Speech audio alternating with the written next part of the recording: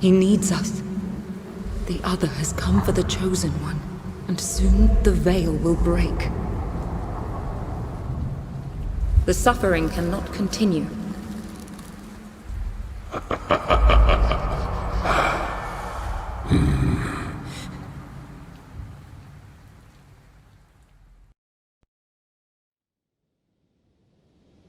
To say I'm not a fan of turn-based games is a bit of an understatement.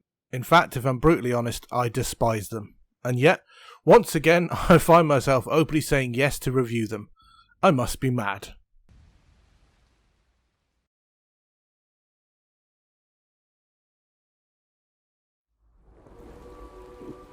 Suffering festers within him. The edge of reality frays. Each battle takes more and more out of me.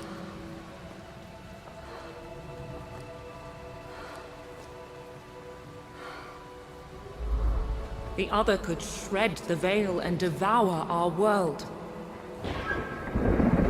Will you stay with me until the end? I'll give what I can, what I have left. Let it go here and no further. Whoa, hold on. Sorry, past me, this is future me. You've forgotten something. I'm here, folks, just to remind you, if you like this video, don't forget to give us a thumbs up, and if you don't like it, a thumbs down, it all helps. And don't forget to subscribe, and hit the little bell icon to get notified of whenever our new stuff gets posted. Anyway, back to your scheduled programming. And on that note, my name's Lance, aka Limatango, and this is my Othercide review. Watch, my friend. Once I move to strike, the first will fall. Othercide is a turn-based, and you probably saw that coming, horror strategy game from Lightbulb Crew, published by Focus Home Interactive. In Othercide, weird there's no "the" at the beginning of that one, but anyway, you play the part of the Mother, a warrior that has been around for thousands of years. There's also a lost child that has caused the Mother to be trapped in hell. And then there's the daughters, creatures created by the Mother to fight the lost child's evil creations, the forces of suffering. If this is beginning to sound a bit confusing, you're not alone. Othercide does have a story, however it's crafted in a weird cryptic narrative made up of sentences and messages read out by the Mother character. There is more story lore that enemies drop when you destroy them, however these do little to help the story really grab you. And if I'm honest, I found myself losing interest in the story quite early on. The Other sends more against us.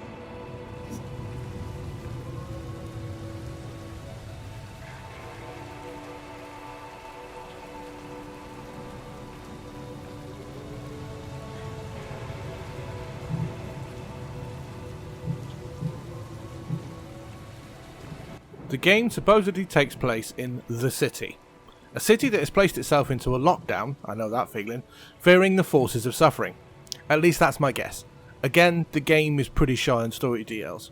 It's quite hard to tell where the action actually takes place, as the maps are very linear quite early on, to a point that I think I actually played the same map a couple of times during my playthrough. There's nothing particularly special about the maps at all. They're all made up of bleak, black and grey landscapes, the occasional piece of gothic architecture, but at least it is in keeping with the game's overall aesthetic, as the game is mostly black, white and grey, with occasional accents of red in character costumes, attacks and menu items. From the outset it does kind of give the game a very bleak look, but surprisingly it works. The game looks really good.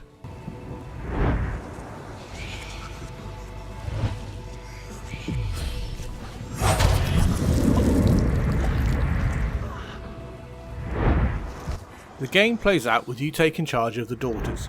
They're separated into 3 separate classes. Blade Master, self-explanatory really, close range melee. Shield Breaker, for mob control and area effect attacks. Soul Slinger, your long range damage dealer in the form of twin revolvers. And the Scythe Dancer, unlocked mid-game, good for taking down armoured opponents. You move your various daughters around the field as you'd expect in any turn-based game, tile by tile, dealing damage to the enemies when you're able.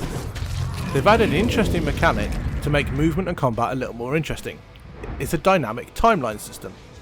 What this does is when you move or attack, you use up action points. The more you use, the more that character goes back on the timeline. If you end your turn with 50 plus, you can use that character again more quickly, but if you blow the lot in a flurry of movement and attacks, the enemy can attack multiple times before you can use that character again. This mechanic is actually a really good way to manage your movements and actions, allowing that extra tactical element. You can manipulate this timeline as well, as class skills can delay monsters or even boost their position on the timeline.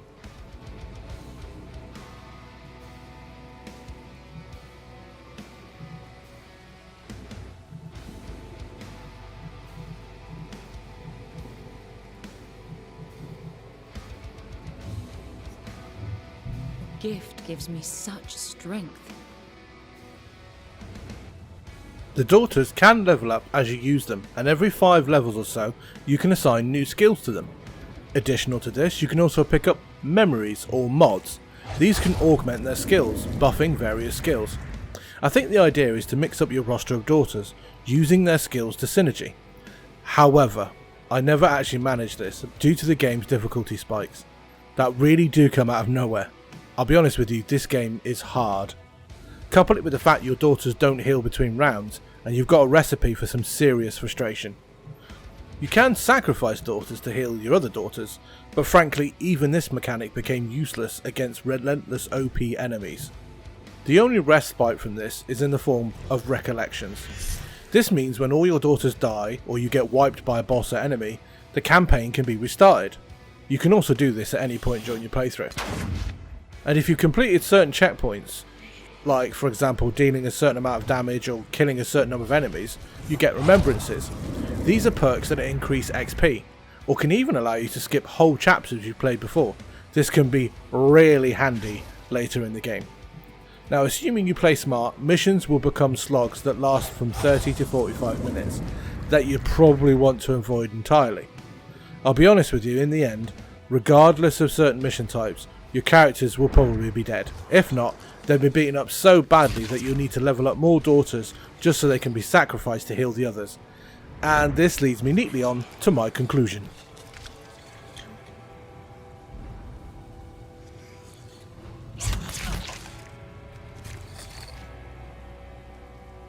Othercide is hard to get used to. The overall progression is very slow and time consuming. A failed run in Othercide feels sometimes like a waste of time. It takes a long time before you get the perks needed to complete early chapters or boss fights, and even longer to obtain abilities and skills that can really make a difference in battle, or maximise the combo system. As someone who dislikes tougher games and turn-based strategy titles, Othercide's combination of these mechanics leads to a presentation that's mainly tedious and boring. There is a silver lining, kind of. If you're willing to put in the time and effort into Othercide, the payoff can be quite rewarding. It took me a couple of restarts during the first chapter before I obtained everything I needed to actually feel powerful enough to carry on. I also had to restart an earlier chapter to earn more XP and enable more perks. Now if you have that much patience, then Othercide might feel worthwhile. If not, then Othercide will annoy the hell out of you. I unfortunately fall into that latter category. And so for that reason, I give Othercide 6 out of 10. I can genuinely see this game being a big hit because I know there's a big RPG and turn-based fan base out there, but it's just not for me.